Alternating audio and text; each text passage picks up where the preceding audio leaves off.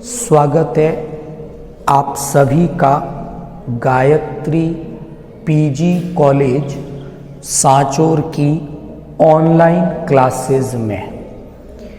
आज हम बात करेंगे बीएससी पार्ट फर्स्ट जूलॉजी के तीसरे paper cell biology and genetics. आज हम इस पेपर का जो टॉपिक डिस्कस कर रहे हैं वो टॉपिक है सेल मेम्ब्रेन, हिंदी में जिसे कोशिका झिल्ली के नाम से जाना जाता है।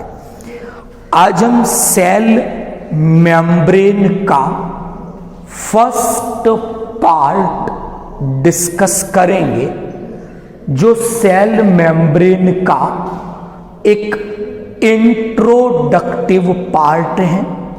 एग्जाम पॉइंट ऑफ व्यू से यूनिवर्सिटी के एग्जाम में इस टॉपिक से 1 मार्क्स के क्वेश्चन, 7.5 मार्क्स का एक बड़ा क्वेश्चन पूछा जाता है। तो एग्जाम पॉइंट ऑफ व्यू से ये एक इम्पॉर्टेंट टॉपिक है। तो बात करते हैं सेल मेम्ब्रेन, कोशिका झिल्ली के बारे में। ओके, अगर मैं सेल मेम्ब्रेन को, कोशिका झिल्ली को डिफाइन करूं, परिभाषित करना चाहूं, तो मैं इसे कैसे परिभाषित करूंगा, पहले वो बात देखते हैं। तो सेल मेम्ब्रेन जो है, कोशिका झिल्ली जो है, ये एक सेलेक्टिवली परमिएबल मेम्ब्रेन है।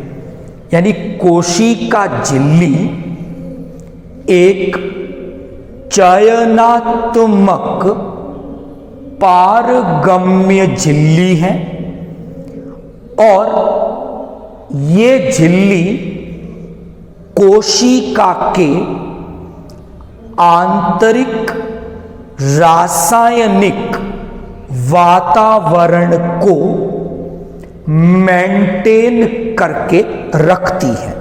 तो क्या डेफिनेशन दी हमने? Cell membrane is a selectively permeable membrane and that membrane maintain the internal chemical environment of a cell. यानी किसी भी कोशिका का आंतरिक रासायनिक वातावरण मेंटेन रहता है। और ये जो आंतरिक रासायनिक वातावरण है कोशिका का, जो कि मेंटेन रहता है, ये मेंटेन इसी सेल मेम्ब्रेन के कारण रहता है। Okay, is that clear? Number 2, जो दूसरी बात मैं डिस्कस करूंगा कि सभी प्रकार की कोशिकाओं में, हम कल तक डिस्कस कर रहे थे प्रोकैरियोटिक सेल के बारे में और यूकैरियोटिक सेल के बारे में।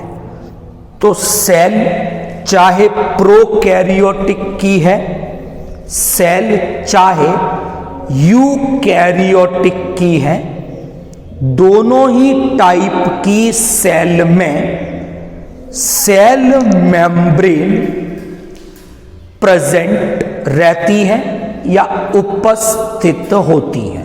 तो दोनों प्रकार की कोशिकाओं में कोशिका झिल्ली अनिवार्य रूप से उपस्थित होती है। बात करते हैं कि जो सेल मेम्ब्रेन ये जो शब्द हैं, ये सबसे पहले जिन वैज्ञानिकों के द्वारा उपयोग में लिया गया, उन वैज्ञानिकों के नाम हैं नागेली एंड क्रैमर। नाम याद रखने हैं आपको।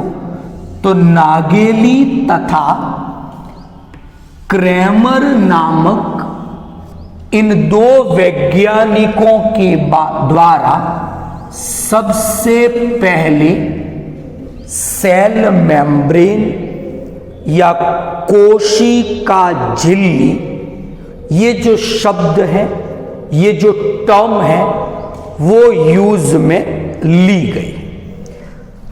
क्लॉव नामक वैज्ञानिक ने इसी सेल मेम्ब्रेन के लिए प्लाज्मा लेमा ये शब्द या ये टर्म इंट्रोड्यूस की, जबकि सिंगर और निकोलसन, ये जो दो वैज्ञानिक थे, सिंगर और निकोलसन ने पहली बार सेल मेम्ब्रेन के लिए बायो मेम्ब्रेन ये जो टर्म है वो प्रयोग में ली। तो सेल मेम्ब्रेन को अलग अलग नामों से जाना जाता है। इसे प्लाज्मा लेमा, इसे बायो मेम्ब्रेन, इसे प्लाज्मा मेम्ब्रेन, इन नामों से जाना जाता है। तो अलग अलग वैज्ञानिकों के द्वारा सेल मेम्ब्रेन के लिए अलग अलग टर्म इंट्रोड्यूस की गई। तो उसमें आप cell membrane, plasmalemma, biomembrane और प्लाज्मा मेम्ब्रेन ये शब्द याद रखें जो सेल मेम्ब्रेन के लिए यूज में लिए जाते हैं। अब मैं बात करूंगा कि जब हम सेल मेम्ब्रेन या प्लाज्मा मेम्ब्रेन की बात करते हैं तो सेल मेम्ब्रेन के बारे में कुछ प्रॉपर्टीज या जो उसके विशिष्ट गुण हैं उनके बारे में हमें पता होना चाहिए। पहली बात कि जो ये सेल मेम्ब्रेन है, जो कोशिका झिल्ली है, जिसके बारे में आज हम डिस्कस कर रहे हैं, ये एक लिविंग मेम्ब्रेन है। पहली बात ही है। तो cell membrane is a living membrane, ये एक जीवित झिल्ली है। पहली चीज क्लियर हो गई। नंबर 2, जो दूसरी प्रॉपर्टी की मैं बात कर रहा हूं वो ये है कि जो कोशिका झिल्ली है, जो सेल मेम्ब्रेन है, ये सेलेक्टिवली परमिएबल मेम्ब्रेन है। हिंदी में इसे हम चयनात्मक पारगम्य झिल्ली के नाम से जानते हैं। तो चयनात्मक झिल्ली क्या है और कौन से प्रकार की झिल्लियां होती हैं, तो एक छोटा सा डिस्कशन हम लोग पहले इसके बारे में करेंगे। पहले प्रकार की झिल्ली की जो मैं बात कर रहा हूं वो झिल्ली है अपारगम्य झिल्ली, यानी ये ऐसी झिल्ली है जिससे होकर ना तो विलय के अणु यानी सॉल्यूट के और ना ही विलायक के यानी सॉल्वेंट के, यानी कि अगर मैं किसी विलयन की बात करता हूं, अगर हम बात करें किसी सॉल्यूशन की, तो उस सॉल्यूशन के दो कंपोनेंट हैं, विलय यानी सॉल्यूट और विलायक यानी सॉल्वेंट। तो पहली झिल्ली की मैंने बात की अपारगम्य झिल्ली, यानी इस झिल्ली से होकर ना तो सॉल्यूट और ना ही सॉल्वेंट एक ओर से दूसरी ओर आ जा सकते हैं। यानी ये झिल्ली ना तो सॉल्यूट के परिवहन को अलाउ करती हैं, ना ही सॉल्वेंट के परिवहन को, ट्रांसपोर्ट को अलाउ करती हैं। इसे हम अपारगम्य झिल्ली कहेंगे। वो किसी को इधर उधर आने जाने नहीं देती है। दूसरी बात करेंगे अर्धपारगम्य झिल्ली। तो पहली हो गई अपारगम्य, दूसरी की बात करें अर्धपारगम्य, सेमी परमिएबल मेम्ब्रेन। जो अर्धपारगम्य झिल्ली हैं वो केवल किसको आर पार जाने देगी कि विलायक तो, सॉल्वेंट तो ट्रांसपोर्ट हो सकता है, लेकिन विलय यानी सॉल्यूट इस झिल्ली से होकर आर पार यानी ट्रांसपोर्ट नहीं कर सकता। उस झिल्ली को अर्धपारगम्य झिल्ली कहेंगे। और अभी हमने बात की है कि सेल मेम्ब्रेन, प्लाज्मा मेम्ब्रेन जो है वो ना तो अपारगम्य है ना अर्धपारगम्य है, वो चयनात्मक पारगम्य है, सेलेक्टिवली परमिएबल है। मतलब वो सेलेक्ट करती है, चयन करेगी कि कौन से अणु आयन एक ओर से दूसरी ओर जा सकते हैं, यानी किसका ट्रांसपोर्ट होगा, किसका ट्रांसपोर्ट नहीं होगा। सेल मेम्ब्रेन ये सिलेक्शन करती हैं और सिलेक्शन के बाद वो ट्रांसपोर्ट की प्रोसेस करती है। इसलिए सेल मेम्ब्रेन एक चयनात्मक पारगम्य झिल्ली है और वो सेलेक्टिव परमिएबल है, चयनात्मक पारगम्य है। इसीलिए सेल मेम्ब्रेन कोशिका के इंटरनल केमिकल एनवायरनमेंट को, आंतरिक रासायनिक माध्यम को मेंटेन करके रखती हैं या संतुलित बनाए रखती हैं। तो अभी हमने डिस्कस किया, एक तो सेल मेम्ब्रेन की एक डेफिनेशन की बात की हमने। सेल मेम्ब्रेन के लिए कौन से टर्म यूज में लिए जाते हैं, कौन से वैज्ञानिक ने सेल मेम्ब्रेन को क्या कहा, वो हमने बात की। और फिर हमने बात की सेल मेम्ब्रेन की प्रॉपर्टी। तो उसमें दो प्रॉपर्टी मैं डिस्कस कर चुका हूं। पहली प्रॉपर्टी मैंने बात की कि ये एक लिविंग मेम्ब्रेन है, यानी सेल मेम्ब्रेन एक जीवित झिल्ली है।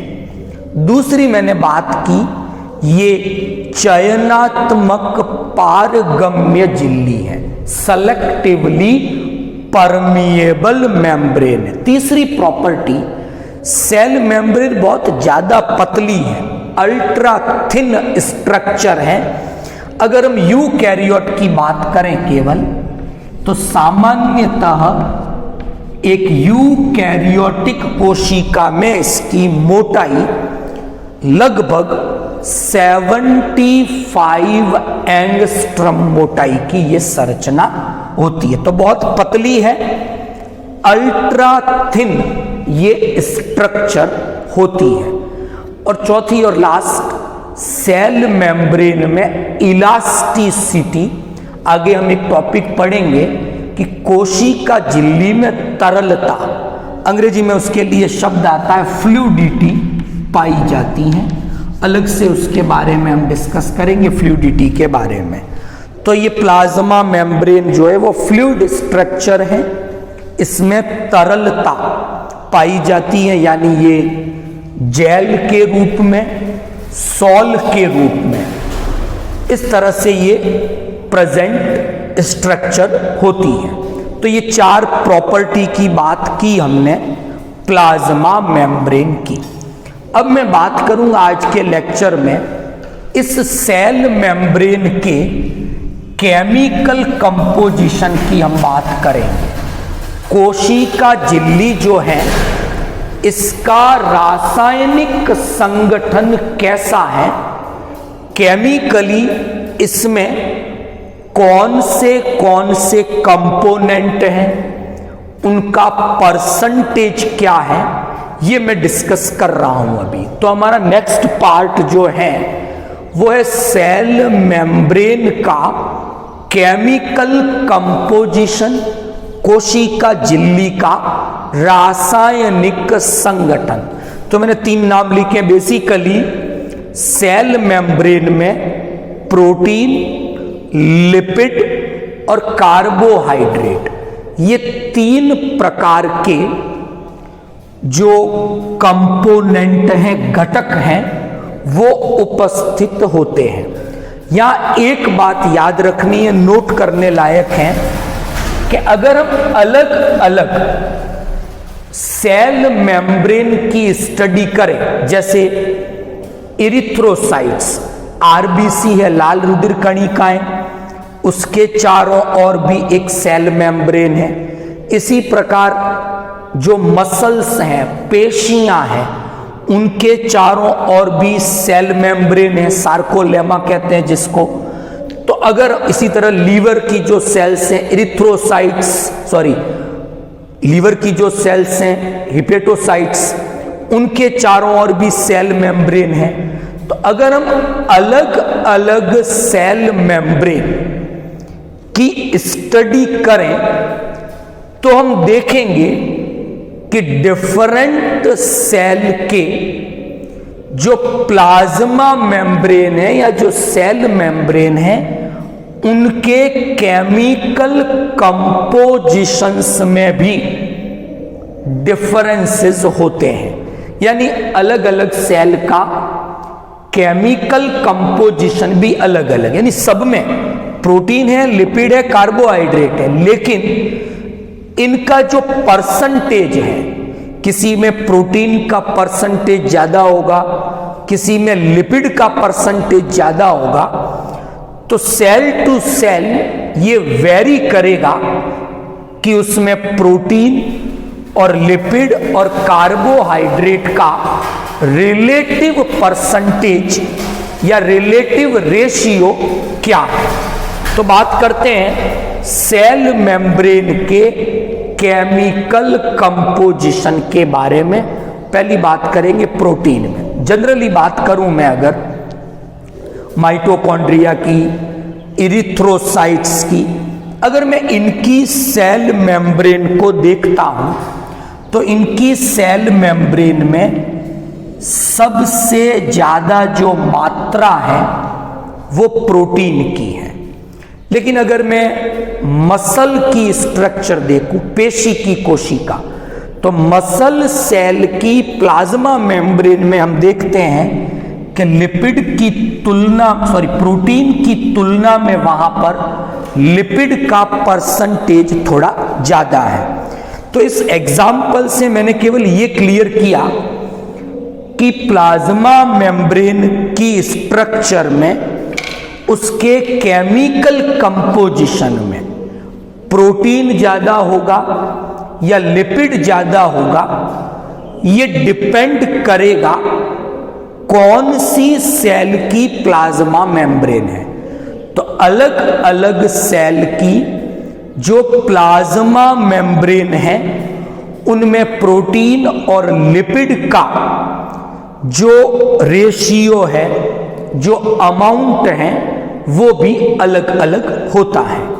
ओके, इसके अलावा सेल मेम्ब्रेन में कार्बोहाइड्रेट भी प्रेजेंट होता है। कार्बोहाइड्रेट सबसे कम मात्रा में है, एक सेल मेम्ब्रेन की स्ट्रक्चर में जो उसके दो मेन कंपोनेंट हैं, जो उसका मैक्सिमम हिस्सा बनाते हैं, वो प्रोटीन और लिपिड है। इसलिए हम सेल मेम्ब्रेन के लिए शब्द काम में लेते हैं लाइपोप्रोटीन मेम्ब्रेन। ये एक ऐसी झिल्ली है, ऐसी मेम्ब्रेन है जो लिपिड और प्रोटीन, लाइपोप्रोटीन प्रकार की झिल्ली है। तो कार्बोहाइड्रेट सबसे कम लगभग 1 से 10% के आसपास मात्रा कार्बोहाइड्रेट की होती है, लेकिन जो मेन पार्ट है इसका वो प्रोटीन से और लिपिड से मिलकर बना हुआ होता है। तो बात कर रहे हैं केमिकल कंपोजिशन की। कल इस टॉपिक का जो हम सेकंड पार्ट डिस्कस करेंगे, वहां हम प्लाज्मा मेम्ब्रेन की स्ट्रक्चर, संरचना से संबंधित कुछ मॉडल डिस्कस करेंगे और वहां हम समझने की कोशिश करेंगे प्रोटीन किस रूप में है, क्या काम करते हैं, लिपिड किस रूप में है, वो क्या काम करते हैं, कार्बोहाइड्रेट किस रूप में है और वो क्या फंक्शंस परफॉर्म करते हैं। तो आई होप आज का जो लेक्चर है अपना सेल मेम्ब्रेन का इंट्रोडक्टिव पार्ट आपको समझ में आ गया होगा। कल हम नेक्स्ट पार्ट के साथ फिर मिलेंगे। Thank you all of you.